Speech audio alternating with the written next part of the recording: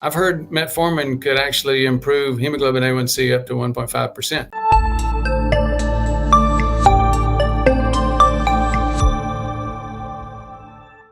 Think about it, 6.5% in most books, a diagnosis of diabetes. 1.5% less is 5. 5 and less is usually really healthy. So that is a big deal. I will tell you, given my experience, I'm familiar with that number. I've seen it in the science. I've seen it in the literature. It usually doesn't do quite that well, but metformin is a big deal. It is a big help. I use it a lot. I use it personally, and I use it with a lot of patients. I'm going to give you one other bunny hole about this whole question. Some people have heard Rhonda Patrick, David Sinclair, some others saying, oh, wait a minute, we're worried about metformin maybe poisoning the mitochondria, so it's a problem, so maybe we're not taking it. Prior to that, people were taking it for preventive reasons. There's a study called TAME, Targeting Aging with Metformin, where the National Institutes of Aging was not literally, but figuratively putting metformin in the water because they knew that the vast majority of these problems with, quote, normal aging, like high blood pressure, like plaque, like Alzheimer's, all these things were being caused by unrecognized diabetes and prediabetes. So they said, we've got a great drug here. It's called metformin. Let's just put it in the water once people get age 65. That whole study has been a saga in and of itself. A lot of political saga in it. Why is that? Because they had trouble getting it funded. You see, the regulations for the NIH funding said it has to be a disease. They wrote this TAME study up as, well, it's not really so much a disease as we're trying to slow down, quote, normal aging. So according to the regulation, they couldn't get it funded. If you have interest in that saga, you can go back to some of our videos on the TAME study. Anyhow, it's been funded. They've gotten through those challenges.